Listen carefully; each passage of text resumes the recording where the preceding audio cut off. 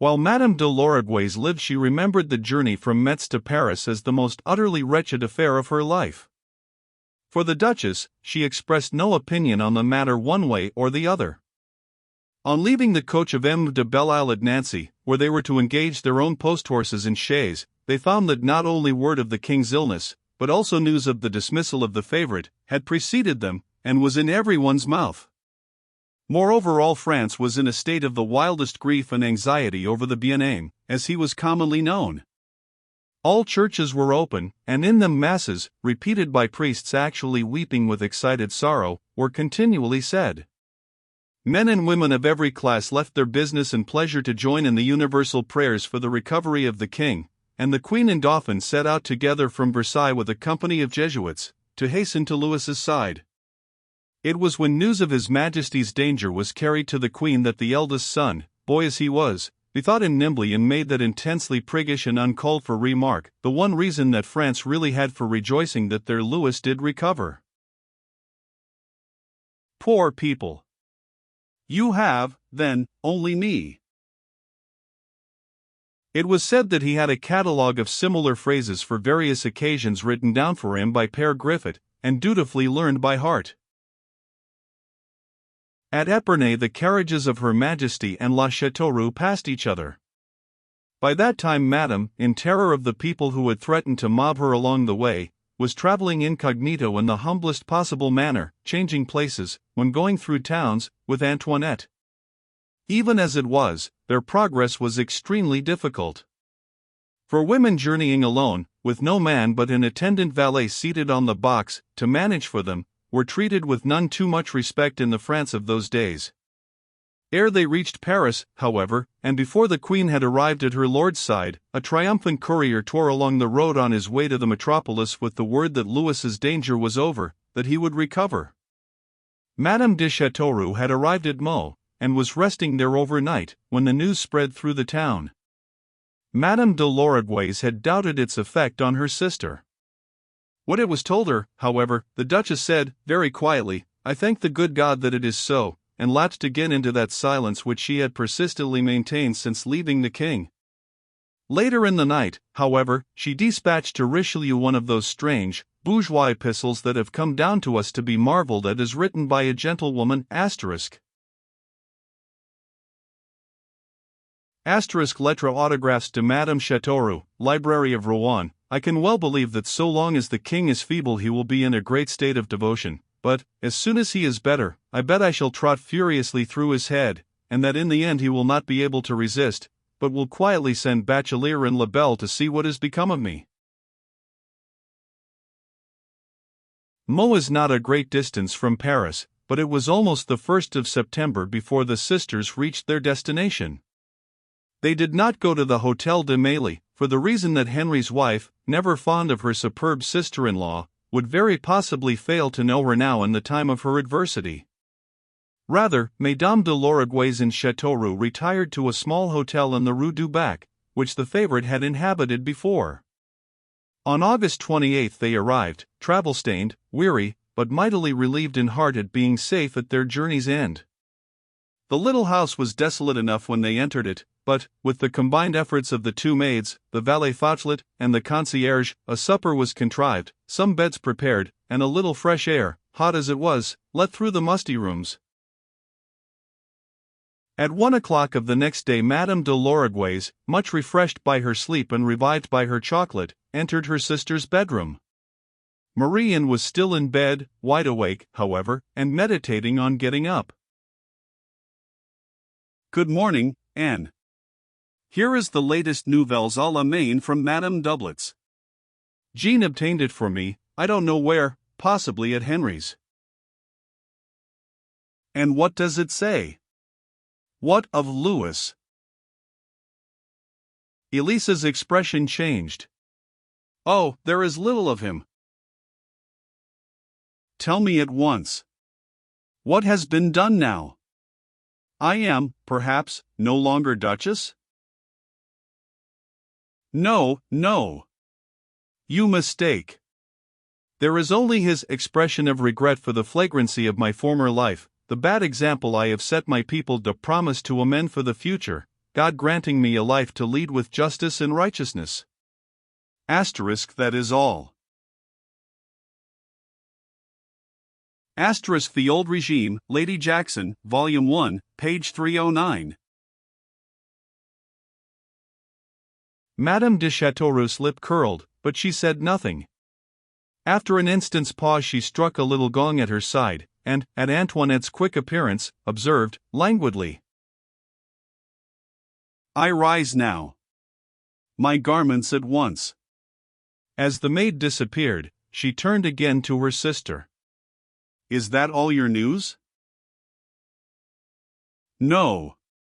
Here is something which you will wish to hear. The Duc d'Agenois, arrived in Paris a month ago, is suffering an attack of fever at his hotel in the Rue de l'Évêque." "Ah! François again." Again the Duchess was silent, and presently a curious smile came to play about her lips. Elise interrupted the reverie. "I do not understand this, Anne. His exile was for 2 years. It is ended. He served me well before, Elise. It is an omen. Through him I shall rise again. I tell you so. Be considerate this time, then. Do not banish him a second time. Tell me, how are you going to occupy yourself today? One will perish of ennui here. One must expect it. Let us become philosophers. I am going to write presently to Duplessis. If Claudine de Tenson is in the city, we will go to her. She will not refuse to receive me. Tomorrow, I think that I will go to François. Yes, I mean it. Do not be shocked. Today I dispatch Fauchelet to Versailles with a billet to Madame de Boufflers to send me my furniture, my toys, the rest of my wardrobe, the dogs, and my servants. If we must live here, Elise, we will do so. I am a little tired of camps and of being continually interested in guns and armaments. This will be a rest, a relief, for a time. And after, when the cork returns. Pest. That will be monstrous. Yes, responded La Chateauroux, with a vague smile, that will be hard. We shall see, however. There will be always François. Send now to the Hôtel de Mailly and have Henri come to dine with us off what we have. Half an hour later Madame de Chateauroux sat in the salon of her hotel composing, with some difficulty, the epistle to Madame de Boufflers, who, as mistress of the palace of the Queen, was obliged to remain at Versailles during the Queen's absence. It was not an easy thing to make acknowledgment of her disgrace to the woman who, next to herself, was the haughtiest at court. But the letter was written in some way, and Fauchelet directed to depart with it as soon as he had finished serving dinner. Then Madame de Lorigues rejoined her sister, and they sat quiet, together, listening to the hum of the city of the world, around them. Presently a bell sounded below. Someone was admitted. The two listened for a moment, and then Elise rose as the salon door opened and Henri de Mailly-Nesle came in. Dear Henri, you are so good. Elise, you are well? The Marquis embraced the Lorigues with some affection, and then turned to his youngest sister, who had not risen. Madam, you wished me to come, I believe, he asked, gravely. But certainly. It is 3 months that we have not seen each other. Is it so unusual that I wish to behold you again? She asked, loftily. It was not often that Henri attempted to reprove her even by a tone, and she would not permit it now. Her manner gave her brother his cue, and, with a mental shrug, he accepted it. His manner was entirely different as, after certain conventional remarks, he asked, You have not heard, perhaps, of the return of Aymar d'Agenois after his exile? I learned it this morning, she responded, indifferently. He is ill, it seems. The air of Paris still does not agree with him. Henri took a meditative pinch of snuff. Apropos of Diagenois, and have you heard from Claude? Claude. No. Surely he is not also returned? Not he. He is in one of the English colonies at a town with some impossible Homeric name. Ah. I warned him that he would perish of ennui among those savages. On the contrary, he would appear, from a letter which I have received, to be very well amused. From his accounts he has met there some delightful people, a charming girl, by name Peste. I forget the name. It is no matter. Claude among the bourgeois. Who could fancy it? Eh bien, let us dine. The dinner was not protracted, for none of the three found it very comfortable. At its end Madame de Châteauroux rose abruptly, snapping a finger for Fauchelet, and turning to her brother with the dismissing command, "Summon our chairs, Henri." Mélinesle went off obediently to see that the chairs and link-boys were ready, while the sisters adjusted their scarfs and caps. The brother handed them out, gave directions as to their destination, and himself started to return on foot to his hotel. The ladies were going to Madame de Tencin, who lived nearby, not far from the Orleans Palais Royal. Though they had dined at an unconventionally late hour, it was not yet dark, the sunset just fading into a twilight that played in softening shadows about the old streets, with their high, gabled wooden houses, and the occasional buildings of stone. The streets were quiet, for all Paris was at supper. A few chairs, a chaise or two, and now and then a coach with some familiar coat of arms on its panels passed them. Foot passengers were few. In crossing the Place du Palais Royal, however, Madame de Châteauroux, looking out of the open window of her chair, encountered the glance of a priest going the opposite way. She bowed, and he uncovered with a respect less marked than usual, walking on without any attempt to speak to her. It was the Abbé de Bernis. "Victorine is here, then," concluded Madame. "I wonder how she will receive me." And at the question a pang smote the Duchess's heart. Her fall was accomplished, but its consequences she had not yet endured. Twilight rose rapidly now, and it was dark enough for the torches of the link-boys to be lighted by the time the slow-moving chairs stopped at their destination. The Hôtel de Tencin was not imposing from the outside. It was narrow and high, with a larger building close on either hand. Inside, however, it was furnished like a palace, and, indeed, most of the guests who entered it spent the greater part of their lives in or about the abode of royalty. Claudine Alexandrine Guérin de Tencin, the foremost figure in the salon life of the day, was a devoted friend to Madame de Châteauroux. The favorite's grand manner and unapproachable bearing were after her own heart, and, since Marie Anne's accession to the highest post at court, the leader of the salons had actually curbed her wit on behalf of her friend, and refrained from two excellent epigrams that would have seemed to slur the favorite's beauty and taste. It was but this afternoon that, in her small boudoir, Madame de Tencin, with Victorine de Coigny and François de Bernis, had carried on a very animated discussion relative to the recent affair at Metz. After tea the Abbé returned to the Lazarist, while Victorine, who had no life left after his departure, promised to remain with her friend during the evening. Paris was empty at this season, and the regular salons were closed. The Duchesse du Maine had carried off all her pet philosophers and literati to Sceaux. That small portion of the court which had not contrived to follow the army was scattered over France. The very opera was shut. And thus Madame de Tencin and Victorine resigned themselves to the most stupid of evenings after their small supper. At something after 7 o'clock, however, the first valet appeared on the threshold of the small white and gold room, with the announcement: "The Duchesse de l'Uruguay's. The Duchesse de Châteauroux." Madame de Tencin sprang to her feet.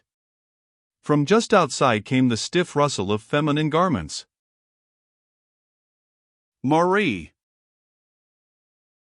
Claudine!" The two women flung themselves into each other's arms, touched cheeks, first on one side, then on the other, and finally Madame de Tencin held the Duchess off at arm's length, gazed at her through a river of tears, and murmured, in a transport of grief, "My poor Anne." Claudine. C.L. Audine. Thereupon Madame de Châteauroux closed her eyes and gracefully fainted away. Elise screamed. Madame de Tencin, with moans of compassion, supported her beloved friend, and Victorine, shaking with inward laughter, ran away for sal volatile, a glass of wine, and a fan. When she returned with these necessaries, La Châteauroux, reclining upon a satin sofa, was aristocratically reviving. After a few moments' application of the fan and salts, coupled by the consumption of the cordial, she was sufficiently restored to greet Victorine affectionately, and to recount, with 1,000 airs and as many variations, her own story. It was a pathetic recital. Elise wept unrestrainedly, and even Madame de Coigny became absorbed before the climax was reached. "And so, actually, it was Maurepas, and who betrayed you?" "Actually, ma chère. There is no doubt of it. I have vowed his ruin."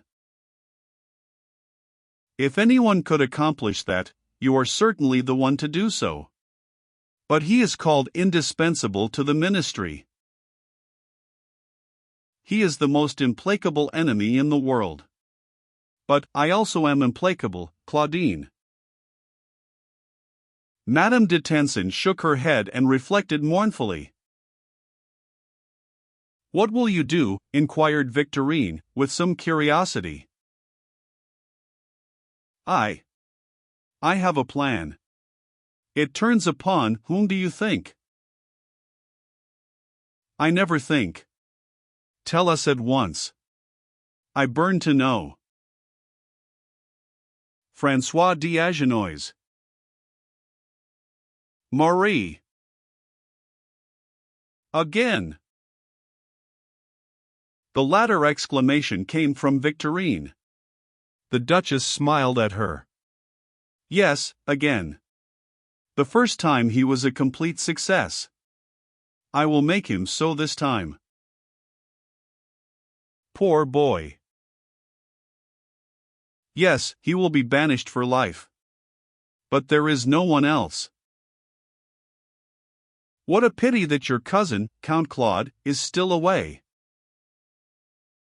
"Ah, yes. Henri says that he is in America.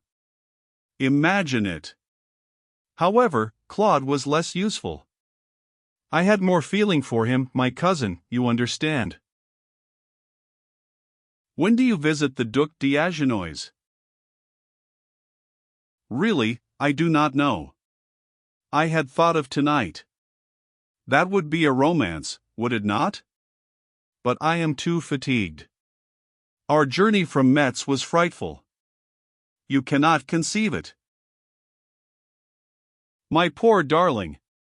But do let us have some amusement." Victorine is in despair. There are no men in the city. "I saw M. de Bernis in the Place du Palais," observed Elise. Victorine colored delicately. "Dear Duchess, he is not a man. He is a priest," she said, lightly.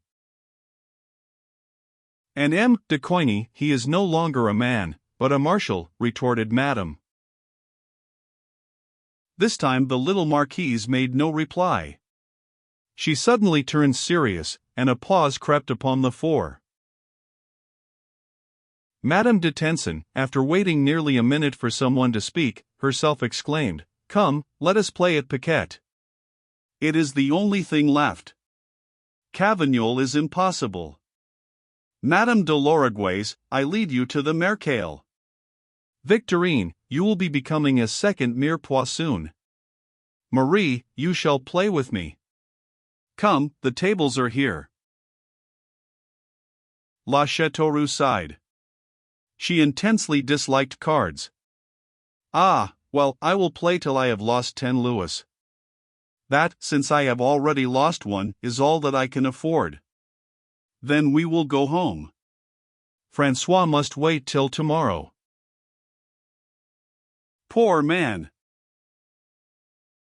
Madame de Tencin led the way to the gaming room, which, to tell the truth, was a principal feature in her hotel, and here the four ladies seated themselves at two tables. It took Madame de Chateauroux a little more than an hour to lose her stipulated sum, for stakes among women are not high. That being done, true to her word, she rose. It is necessary to depart, dear Claudine. I am frightfully sleepy. You have given us the most delightful evening possible. Come, Elise, finish your hand. How much have you won? Come, we must really go. And I also, rejoined Victorine, rising from her place. There is wine in my boudoir. We will drink to you, Marie, and your great success with the Diagenois. So they all rustled back to the little salon, adjusted their very light wraps, partook of the liqueur and cakes prepared, and then departed, each to her chair, with many affectionate adieus. Victorine, yawning mentally, went her way to her lonely abode in the Rue Fromentin, while the others returned to the Rue du Bac, where Madame was greeted with news that made her furious with mortification. Fauchelet had returned from Versailles with the word from Madame de Boufflers that Madame de Chateauroux's wardrobe and dogs should be dispatched to her on the following day. As to the furniture and toys in her apartments, and her private chef and footman, they had belonged to Madame de Chateauroux not as woman, but as favorite of His Majesty. They were really the insignia of office, and no longer belonged to one who had been publicly dismissed from her post. The letter in which these things were said was perfectly cold, perfectly polite, and perfectly unreasonable. Its tone, however, was not to be mistaken. It was the first deep wound given to the deposed sub-queen, and its sensation was too fresh to be easily borne. At something after 2 o'clock in the morning she fell into an unquiet sleep, and then Madame de Lorigues, who had attended her, crept away to her own room, too tired to scold her maid. On the following morning La Chateauroux had, apparently, recovered from her chagrin. She ate an egg with her chocolate, laughed at her sister's clouded face, sent Alexander to a furniture house with orders to refurnish completely her present abode, advised her sister to make a round of the toy shops that morning, and at 11 o'clock redressed herself preparatory to the forthcoming visit to her old-time lover. François Emmanuel Frederick, Duc d'Agenois, returned from a long Italian exile to Paris in fever, had left his bed this morning for the second time, and, wrapped in silken dressing-gown and cap, with a couvre-pied to correspond, reclined upon a small couch in his most comfortable salon, indulging in a profound fit of melancholy. His history certainly warranted an occasional turn of despair. Unfortunate enough to have fallen in love with her who was destined to become favorite of France, unwise enough to have kept his passion alight in defiance of the king of this, his adopted country, unforeseeing enough to have offered the woman marriage, by all these things winning a 2 years' banishment, he had now been absurd enough, after the exile, to return again to the very den of the lion. More than this, having, even in illness, learned the story of the disgrace of the favorite and her return to Paris, he was now capping the climax of folly by daring to wish that she would come to him. What benefit he could possibly derive from such a proceeding, the rash youth did not stop to consider. He only lay upon his couch, very weak in body and very flushed of countenance, hoping one moment, utterly despairing, as was sensible, the next. Really, according to fate's usual laws, the idea of her coming was utterly absurd. And yet she came. About noon Diagenois heard, with sharpened ears, the great front door open and close. Then there was silence again, while he nervously fingered the tassels of his gown and stared at the ceiling, more hopeless than ever. Presently his valet hurried in, with an anxious expression on his lively face. Passing to his master's side, he whispered a question in the Duke's ear. "See her," cried Diagenois, leaping up. "Nom de Dieu, Jean, fly! Fly, I tell you! Admit her, admit her, admit her!" Jean ran back across the room, pushed open the door, and stood aside. Madame de Chateauroux, clothed in clouds of white muslin that floated about her in fold after fold, luminous, filmy, her golden hair unpowdered, curling upon her shoulders, her eyes lustrous, an expression of tender melancholy on her face, appeared on the threshold, framed in the bright sunshine that streamed through the windows. Anne! The man gave a faint cry and began to move towards her, dizzily, both arms outstretched. He had loved her faithfully throughout the 2 years. Had he not a right to tremble now, at their reunion? The Duchess smiled slowly into his eyes, and moved towards him in a fashion peculiar to herself, not walking, floating rather. "Anne, you are not changed at all. You are just as I have thought of you. You are my angel. You came, you did not forget I have been so ill, have suffered so. Ah, you are adorable." With nervous eagerness he drew her to the sofa beside him, and sat looking into her face, delightedly noting every feature, every shining hair tendril, counting the very breaths that passed her lips. Madame, who had known him so well in the old days, who thought of him always as one much younger than herself, ran her fingers through his dark hair, smoothed the forehead that was so hot, and insisted on his lying down again. This being accomplished, she seated herself near him, one of his hands fast holding hers, his eyes smiling up at her. "You know my story, that I am nothing, now, François?" she asked. "I know only that you are my angel, Anne. What more could I wish?" Thus this first visit passed off to the highest satisfaction of Madame. D'Agenais had always pleased her, was ever obedient to her way of thinking, was singularly unselfish and unsuspicious, and his blind devotion to her was perhaps the only reason why she did not care for him as she had seemed to care for Louis of France. The young Duke was, moreover, still far from well, and La Châteauroux was enough of a woman to have a taste for humoring a patient who threw himself, utterly regardless of consequences, upon her mercy. The first, then, became the beginning of an infinite series of visits, none of which was short. Madame had not been in Paris a week before she discovered that nothing but the boldest possible course was open to her now. The story of her dismissal from Metz, exaggerated in every way, was discussed from palace to fish market. She was pointed out in the streets and accosted with insulting remarks. The haute bourgeoisie itself sneered at her, and as for the noblesse, those who in the old days had schemed for weeks to obtain an invitation to her salon, could now have seen the moons of Saturn with the naked eye more easily than they would behold Madame de Châteauroux in her chair. Madame de Mélinesle refused to admit either sister to her hotel. Henri at intervals went to the Rue du Bac out of duty, not pleasure. Madame de Tencin, while she frequently summoned both sisters to her side when she was alone, was always singularly unable to receive Madame la Duchesse during one of her evenings. Of all the former friends and sycophants, Victorine de Coigny was the single person who allowed herself to be seen in all places, at all hours, with the deposed favorite, without finding her popularity thereby lessened. But the little Marechale was a peculiar case. It was her role to be unusual, unconventional, and this one thing added to her risque list could not harm her. Even had there been danger in it, Victorine would have clung to the other woman, for the sake of their old friendship. But Victorine had a rash nature. Amid her little turmoil Marie and moved with apparent serenity.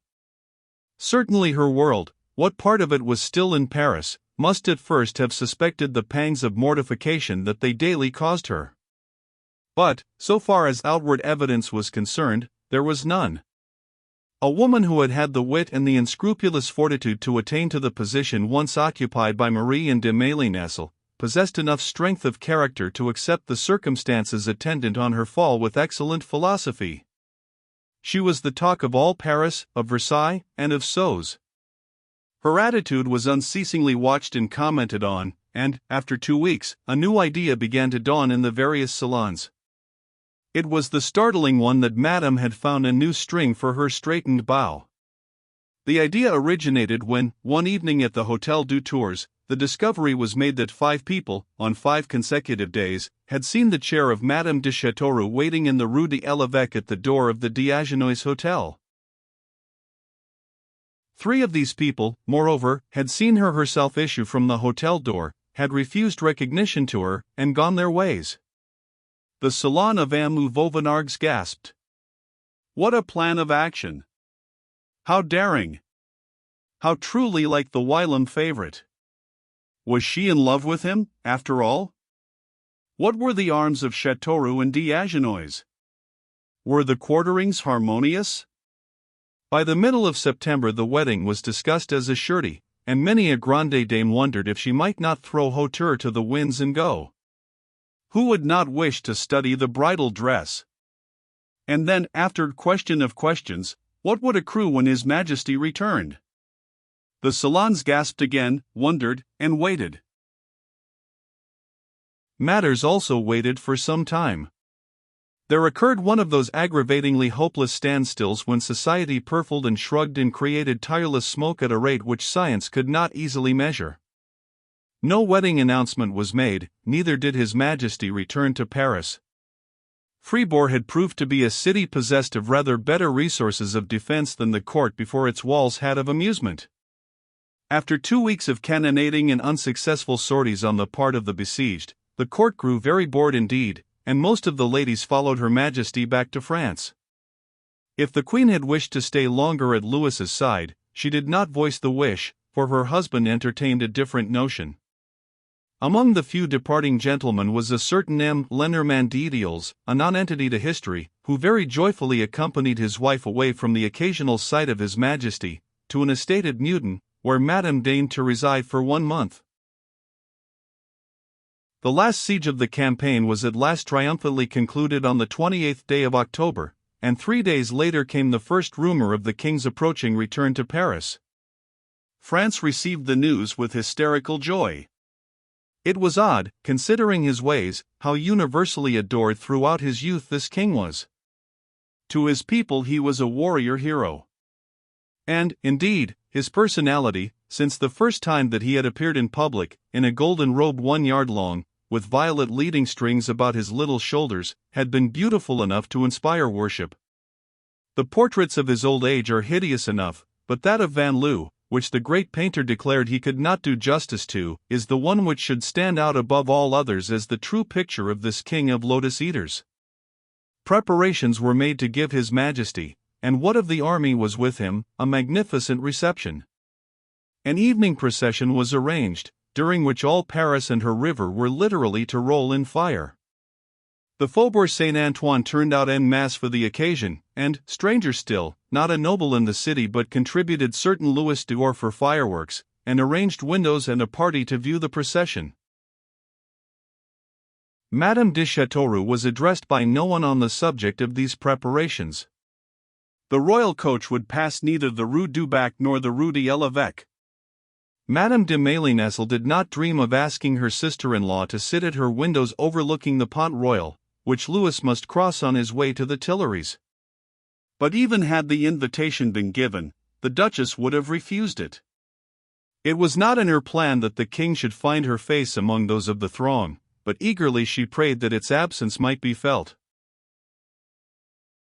François, upon the 13th of November I shall stay all day here with you. Nay, better, you shall come to me, and I will serve you such a little supper as. Anne! Who could touch food in thy presence? Madame smiled at him, and they ceased to speak.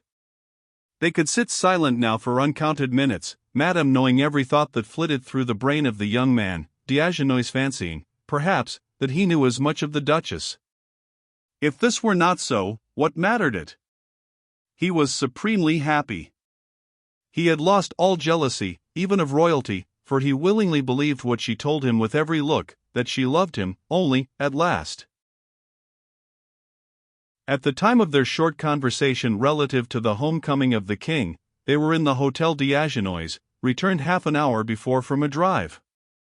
The Duke lay upon a couch, idly watching his companion, who sat toying with a bit of découpure, her back to the windows, a soft light falling upon her hair and shoulders.